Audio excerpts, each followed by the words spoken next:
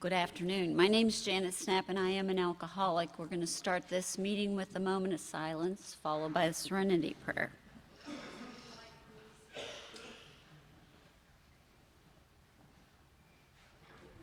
God, grant me the serenity to accept the things I cannot change, the courage to change the things I can, and the wisdom to know the difference. All right.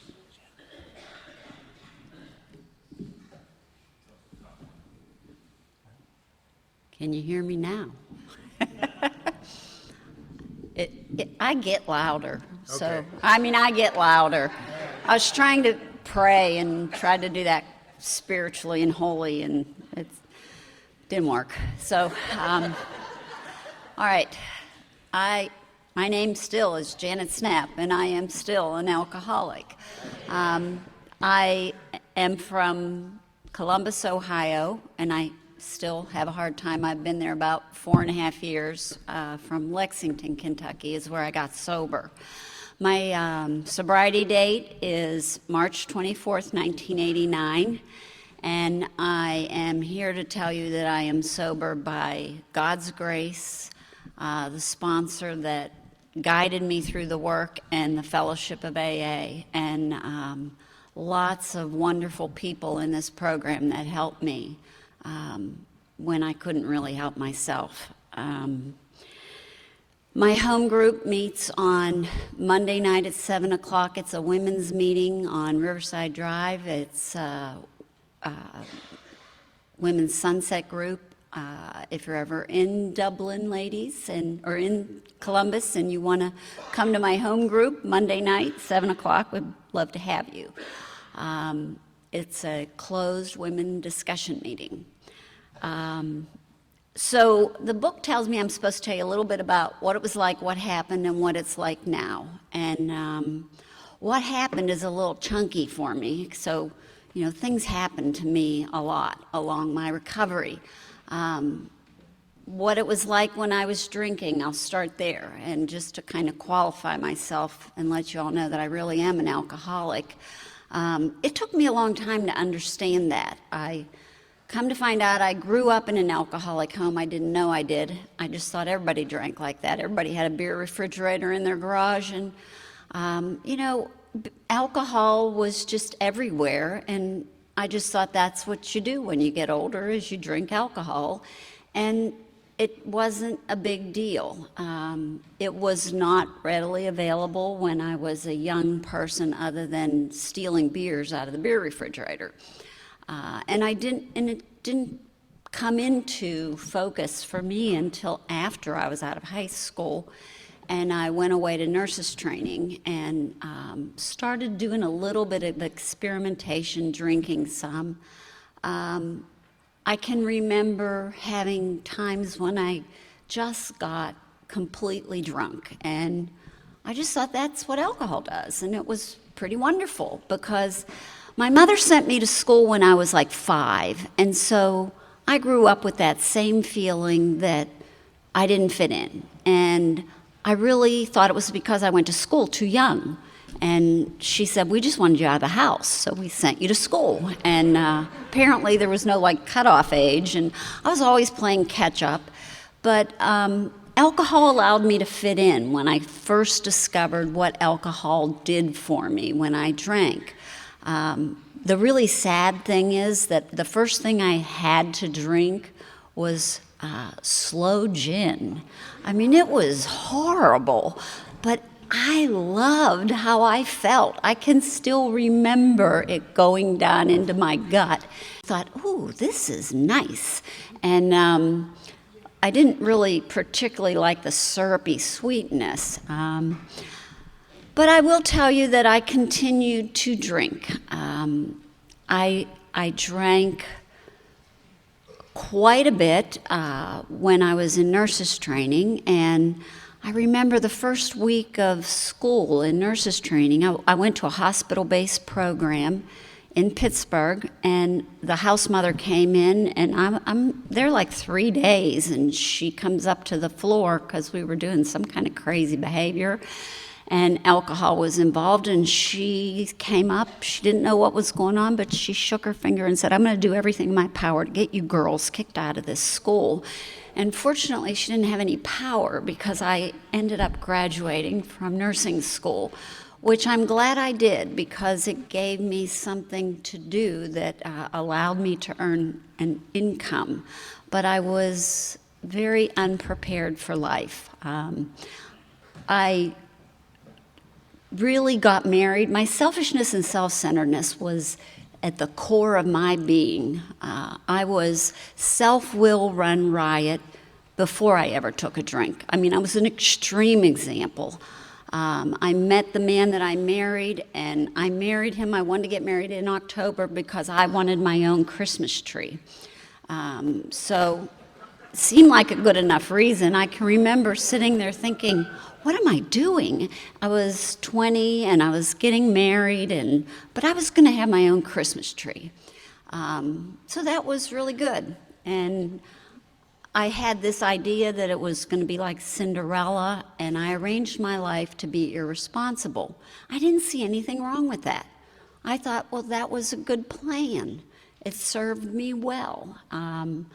I could drink whenever I wanted to drink because I had no responsibilities. I worked as a nurse, but I was like striving to be an underachiever. I just wanted to work a little bit to keep myself interesting. I can remember going places with him, and he'd wake me up and say, "Where are we?" Because I would be like passed out in the car, and I'd look around and go, "I don't know. I can't tell you where we are because I wasn't watching where we were going." And I drank. I didn't think it was a problem. I liked to think that I was the Martha Stewart of alcoholism. I really, if we were having Mexican, we had to have a pitcher of margaritas. And if we were going to have Italian, then we had to have the right wine. And if we were going to have just, hors d'oeuvres, we would make like highballs. And I would have White Russians for afterwards. And so I was drinking the right things, and I was reading up on what you're supposed to drink with this food. And I thought that that was really what you were supposed to do. I had this wine glass collection, and I started collecting these pottery-made wine glasses. I had a lot of accoutrements that went along with the drinking. And now, what started happening, though, was I would go places and drink, and I would disappear. I can remember, sometimes I disappeared and the party was at my house. I was a suburban housewife. I had 3 children, and we were having a Halloween party. And I set the whole party up with the intent that I need to drink. Now, I had a pot of chili on the stove, and I taped the floor off, and it was called the stir zone. If you walked inside that taped off area, you had to go stir the chili, because I didn't want to be responsible once the party started. And really, I left the party. I went to my own party. I dressed in a Glad trash bag. I was poor white trash. And I continued to just drink to excess. And I don't really know where my children were. This happened a lot to me, where I would be like, I don't know where my kids are. But I was married to this engineer who was very responsible. And so I left my party. I don't know where I went. I remember being out in a field somewhere with some guy, and I thought, I hope that party's going well, And I don't know how I got back home. I remembered showing up at another girlfriend's house that was a couple subdivisions away, and that was kind of how my life was. I would go places and disappear.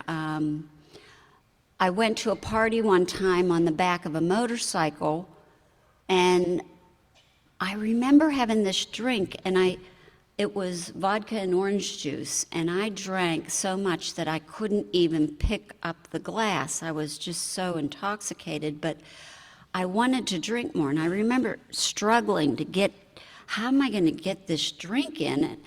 I couldn't stand up. I couldn't ride on the back of the motorcycle to go back home. I don't even know who I was at this party with. And I think I'm still being the suburban housewife at this point. But, you know, it was not going well, and I felt certain it was that engineer's fault. He was not making me happy. He wasn't fulfilling the part of the Cinderella story. He was working too much. Now, mind you, I didn't want to really work or do anything. I barely functioned as the mother. I would fall asleep frequently during the day, which was my descriptor of passing out.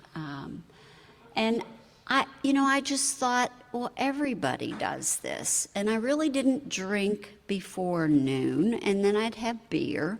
Sometimes it'd be 2 o'clock in the afternoon, and I thought, forgot to eat today. That happened to me a lot. I just didn't eat. I was about 40 pounds thinner than I am now. I just drank. I didn't think that it was a problem. And I also discovered that you can put frangelica in your coffee, and it tasted really good. But there was a part of me that thought, you shouldn't be doing this in the morning. And I thought, well, I'm not drinking bourbon. And I started to do things like, I had this wooden box of Eagle Rare, and I used to drink some of that bourbon, and it would start to get too low. And so then I had another bottle that I would put it in there so nobody would notice. It was a lot of work to keep up with what was going on with the alcohol at my house.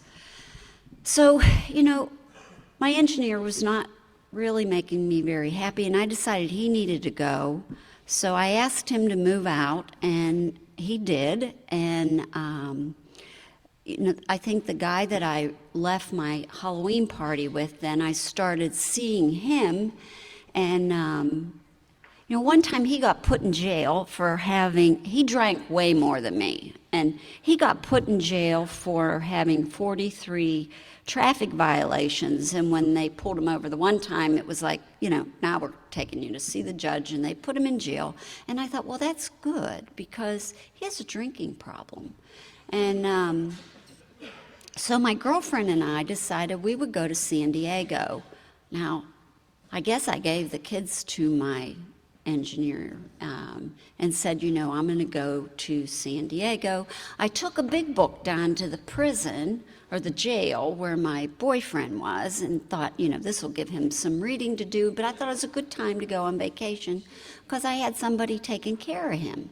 I didn't have to worry about what he was going to be doing while I was on vacation.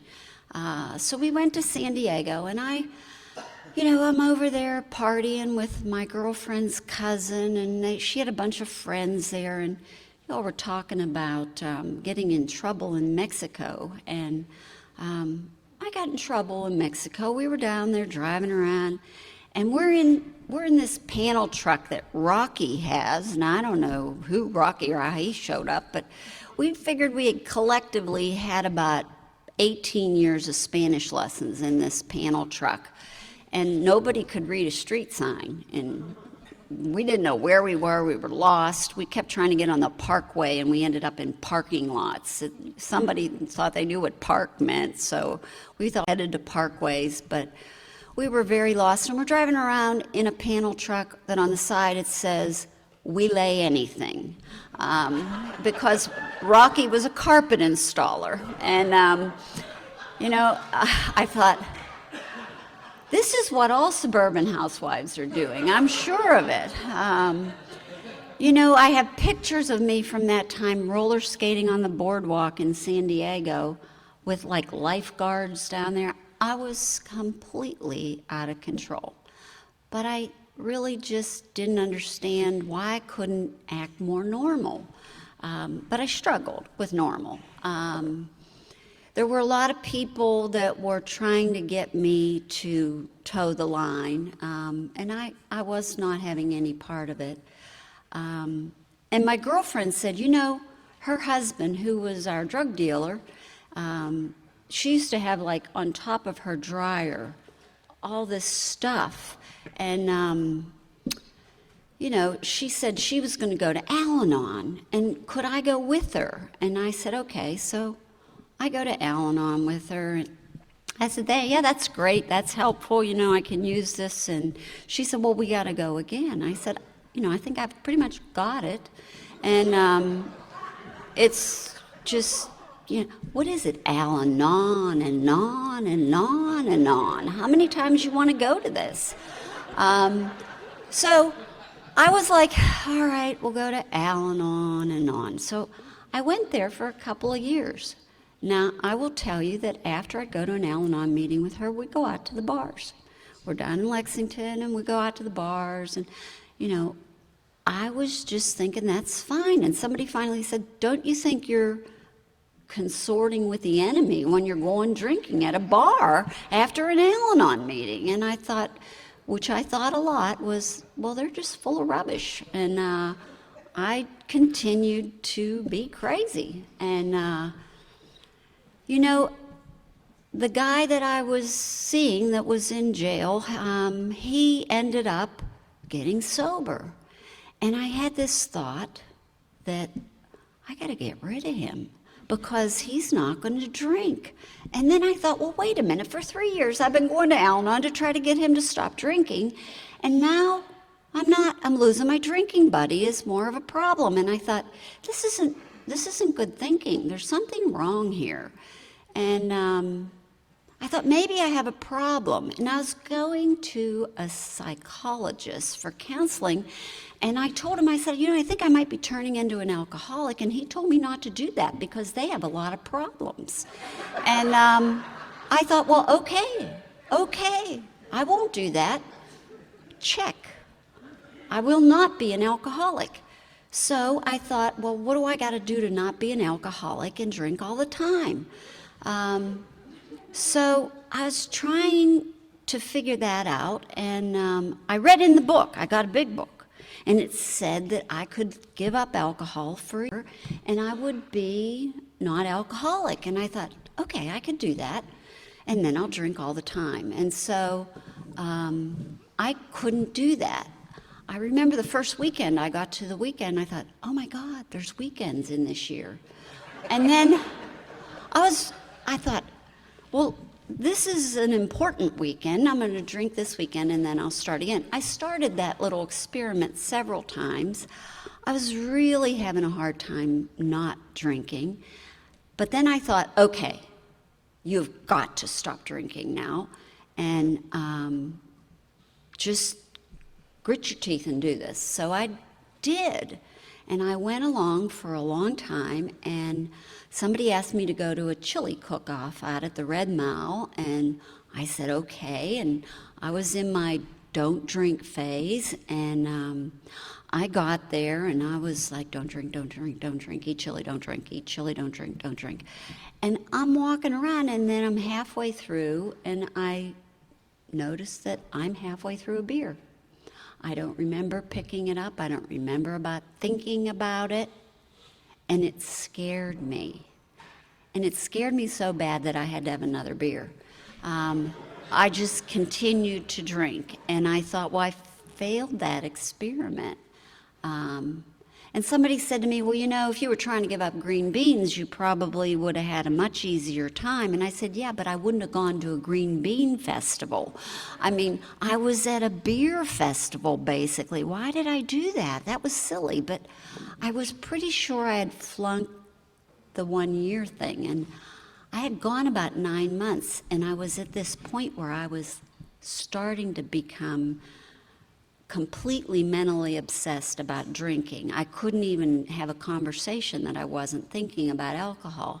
And I went to a meeting with my sober boyfriend, and I found myself going up and getting a chip and saying, I want to try this way of life. And once I admitted that I was alcoholic, then the obsession went away. It just went away like that. And I know that doesn't happen for everybody, but it did for me. And I was really grateful for that. And so I started going to meetings, and I went to a lot of meetings. And I asked somebody to be my sponsor, and I went to big book work groups and study groups and women who took you through the work. And I really didn't really have a whole lot to contribute to the meetings. I thought I was a really nice person. When we got to the fourth step, I thought it's everybody else's fault. There's nothing. I'm not mad at anybody. I used to say, I don't really resent any, because I just am mad at one person at a time, and I pretty much can give you my undivided attention, and then we'll get it straightened out. I really did not see myself as someone who had fears, and my sex inventory was kind of boring, I thought. So I really didn't really write much in the way of inventory, other than I had a lot of misdirection from people. When I was looking at the first step, I said, I flip-flop between I'm alcoholic and my life's unmanageable, and I don't know if I'm really alcoholic, but I know my life was unmanageable. I mean, it was bad. I was having lots of problems and finding myself places I don't know how I got there, and people said to me, and I think it's a mistake, they said, it doesn't matter if you're alcoholic or not. The only requirement for membership is a desire to stop drinking. So I thought, okay, put that on the back burner. Later on, I found out that, that's the only requirement for membership. But if I want to get well, if I want to recover, there's a lot of requirements. And the first being that you needed to know that you were alcoholic, because you wouldn't pursue the rest of the steps with the necessary effort if you didn't know if you were alcoholic. So I thought I had a little bit of alcoholism, and I really, was a nice person, and I was trying to drink right, and this was really an overreaction, is what I thought. It was just an overreaction, and I prayed a lot, and I was holy, and I was going to go join the church, and come to find out, when I first started going to AA, talked about the PTA, I found out I had been president of the PTA. I didn't even know I was president of the PTA. They said I was really pretty fun, but I didn't even know I was on the PTA. But anyhow, so I'm going to these meetings, and decide I better get married to this guy, because I left Mr. Cinderella Man and got involved with this other gentleman. And I thought, well, if you're involved with this person, you have to marry them. Men take hostage, women marry people. And so I married him. And we were married for 7 years, and then he left me. And when he left me, he went back out drinking and drugging, and it rocked my world, because there's a part in our book that says that we could blot out the consciousness of our intolerable situation as best we could, or find spiritual help. And what I realized was that I was using this man to blot out the consciousness of my intolerable situation, which was my thinking. What I realize now is that as an alcoholic, I will use anything outside of myself to help me feel better. Alcohol was something that I used, and I can morph what I use into many different things if I'm not spiritually grounded. I will tell you that I was living in a home that was lovely. I had a built-in pool in the backyard. I had a job that paid me more money than I ever thought I could possibly earn. My kids were grown and gone, and I was suicidal, and I was 10 years sober. And I kept going to meetings talking about my crisis. I was so sick of hearing me talk about me. I could not stand it anymore. And the only thing I could think of was, I need to move away from all these AA people, because everywhere I turned in Lexington, I ran into somebody. So I interviewed for a job in the Napa Valley. God had a sense of humor. And I kept thinking, why am I wanting to move to the Napa Valley? And I realized, you're trying to get away from recovery is what you're trying to do. And so I go to this party, and there was a woman there that I had helped get into Al-Anon back when I was in my Al-Anon phase. And she really was a dynamo at this point, because she had 10 years recovery in Al-Anon through the Big Book. And she was a Big Book thumper in Al-Anon, but she was not an alcoholic. So I went to her, and she said, there is a solution. And she said, go write some inventory. So I wrote some of this inventory that was this crazy inventory that I had been writing. And I go up to her, she's an artist, and I go up to her artist studio, and I read some of that inventory to her. And she goes, what is this crap?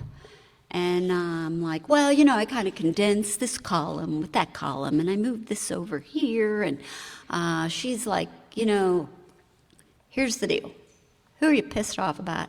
Why? 5 words. You can have 5 words. Where I was told in the second column I was supposed to emote and write all of what was upsetting me. I mean, this was some of the instructions I was getting and following, and I was just doing what people told me to do.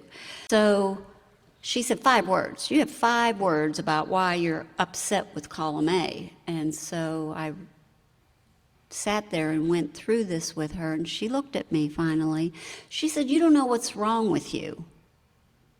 And I'm really forever grateful to this woman for telling me that. And I was really suicidal at that point. So she said, I want you to go to this Wednesday night meeting, and I want you to find somebody to be your sponsor.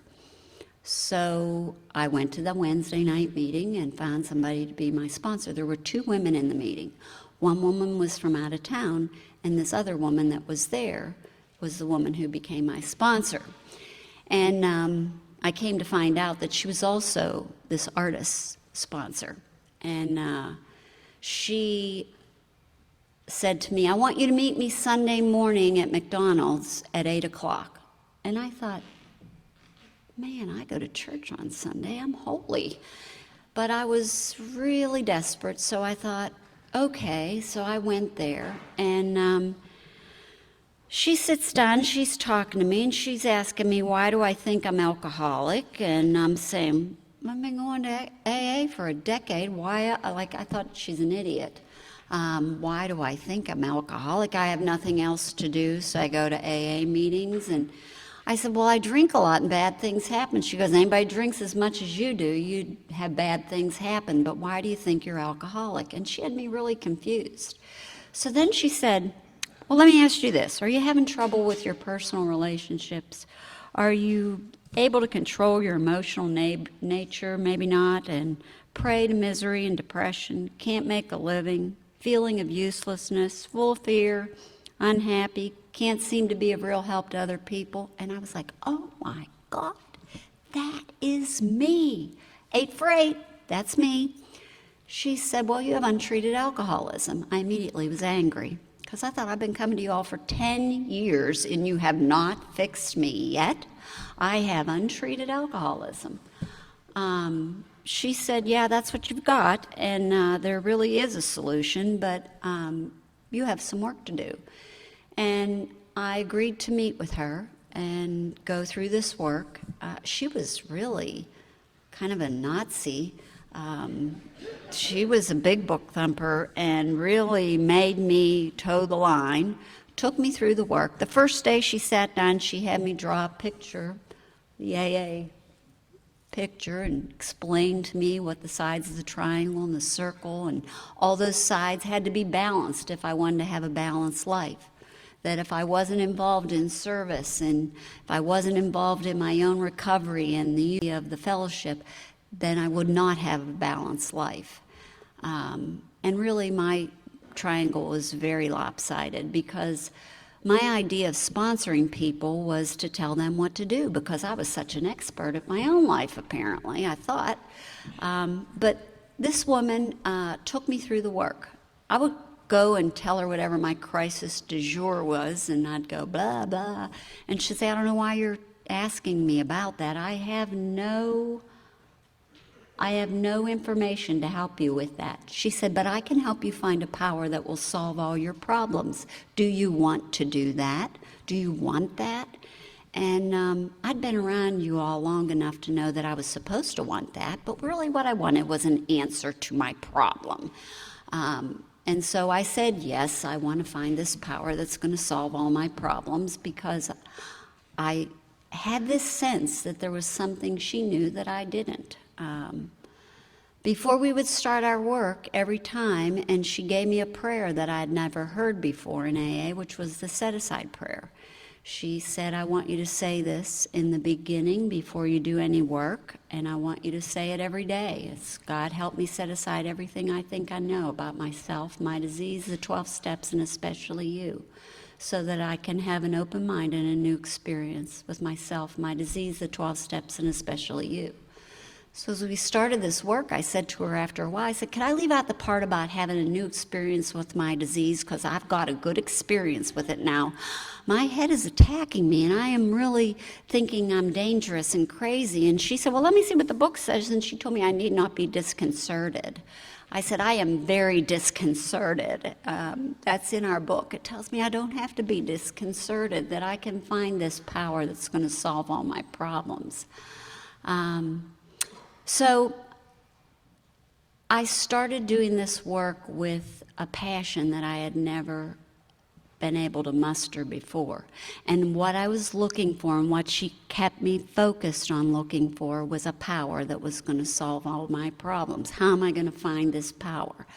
She had me convinced that lack of power was my dilemma. I was desperate, and my daughter was getting married. So my daughter's getting married, and I am in the middle of writing 4-step. This is not, I wanted to be spiritually fit, because I had 2 ex-husbands come into the wedding, and one of them had my ex-wife-in-law there. And so I was like, oh my God, they're all going to be there, and I'm single, and it's all about me. And I was really aware of the fact that I am an extreme example of self-will run right, and I could turn the whole wedding into something about me.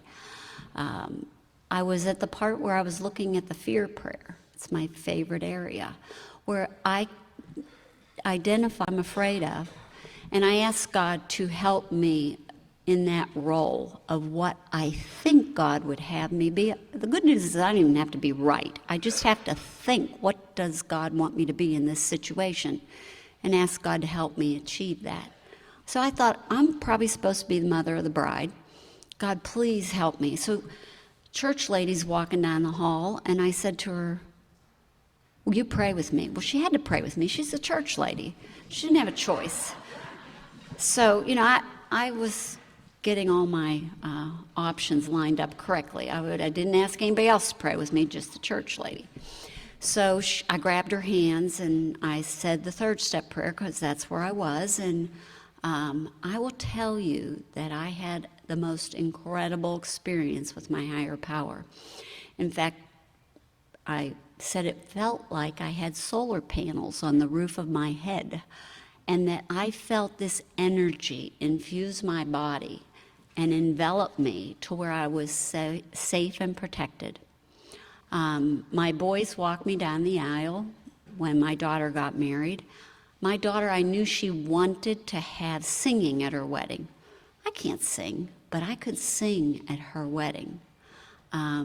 And I went through that whole wedding and the reception, and I talked to both ex-husbands, and I worked with the ex-wife-in-law to get the whole wedding set up after the reception. And people kept coming up to me and going, man, what's going on with you? You look like you're glowing. And I go, I know.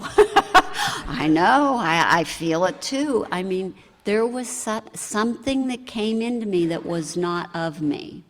And it moved me through that situation in a way that I could not have moved myself. There was a woman there that came, my son-in-law had a friend that came to the wedding that I'd never met before, and she came up to me after the wedding and she said, I've been watching you all night, and she said, I'm really impressed. You are really an amazing woman and very classy. And I thought, man, that's, I was poor white trash. I was in the panel truck that said, we lay anything. I was not somebody that people said was classy. So, I go through that, and I started into the amends process. Now, I'm 10 years sober. I never made amends to anybody other than, oh, sorry about that. But I started some serious amends to my husband and his wife, my parents and my siblings and my children and my employer, and incredible things happened because of those amends. My son got sober around about that time. He was hell. I made amends to my ex-husband who had been in jail, and I don't know where he is today, but I will tell you that my relationship with the people in my family has changed significantly. My mother never, in my memory, had told me that she loved me. When I made amends to her, she told me that she loved me, and she never gets off the phone or sees me today without telling me that she loves me. My son has 14 years sobriety now. My brother has 14 years sobriety now. My sister is not alcoholic, but she went to Al-Anon with my mother. There has been so much healing in my family. I started going to AA meetings then where people were like, what happened to you? You are a completely different human being. And I was. I changed so dramatically that I didn't even recognize myself. There were things that would come out of my mouth I didn't recognize. I started working with women in the book, and I kind of specialize in people who are dying in the rooms of AA. I don't do well with people who are new drunks, but people who have been around and relapse a lot, people who are in the room and just say, I'm miserable too. They seem to be a good fit for me. And I will tell you that the promise of having a new freedom is the best promise that these steps have given me in my life. I did not understand how much bondage I had in my life until I started working these steps. And every year I experience more freedom. I have the ability to follow what it is that God would have me do because of that new freedom. I worked in end-of-life care in Lexington, Kentucky, and I had this fabulous job. And working in that area, you realize that nobody on their deathbed says, gee, I wish I would have spent more time at work. They always talk about their family. And I decided I wanted to move closer to family, so I quit that job. They were like, you're just quitting and moving? And I said, yeah, I really like this job, but I really need to go closer to family. And so I did. I moved to Columbus. And I was there a year, and I had circumstances that I lost my job. And I was okay. I had a group of women that I took through the work in Columbus. And I built a fellowship of women in AA in Columbus very quickly. Up till that point, I was bouncing around and really kind of tackling people in meetings because I knew I needed sponsees if I was going to stay sober. I found that more important than finding a sponsor immediately. I had to find some sponsees because that was where I got most of my insurance that I was going to be able to stay sober. So I ended up getting a job, and it was a better job than the job I left when I moved there. I don't know that I would have ever left the job that I didn't really particularly care for, that I just took. But I got a job, and I'm working there and doing things that I enjoy doing and living closer to my family. But I do want to tell you a little story about, the woman that said, "You don't know what's wrong with you."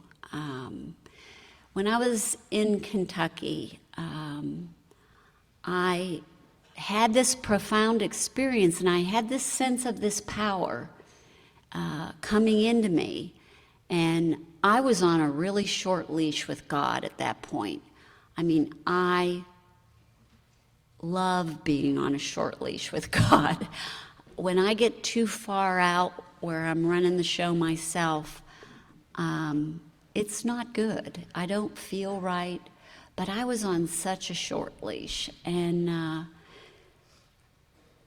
this woman who I loved, who helped me find a solution for my alcoholism, had a brother who was in a serious motorcycle accident, and he had a head injury, and he was never going to be right. And she was in a lot of pain, and she came to me and said, "I'm just so upset. I went to see him, and he's in the hospital, and I kissed him goodbye and went to blow the kiss to him, and he grabbed my hands, and he licked them, and then he rubbed them on my cheek." And she said, "He doesn't even understand what blowing a kiss means." And I just felt so much compassion for her because I didn't know how to help her. Now, part of my spiritual journey is I was going to a lot of different churches, trying to figure out where I wanted to be. And at that time, I was going to this African American church in Lexington, and it was awesome. And the priest who ran this church was this little cherub who was just a dynamo. He was probably about 30 years old, but he was a channel. And I said to her, "Well, why don't you come with me to this church? And they have a healing service, and I'll take you to this church." And she said, "Okay." So we get to the parking lot of the church, and I said to her, "It's kind of a real fundamental evangelical church, and they talk a lot about Jesus, and I don't know if you're going to be okay with that." But she goes, "Well, I'm Jewish." And I was like, "Oh, no, I didn't know that. Okay, well." She said, "But I'll go anyhow." "Yeah, that's fine." So we go, and they've got liturgical dancers, and the musician for that church was a Baptist jazz piano player who was just awesome.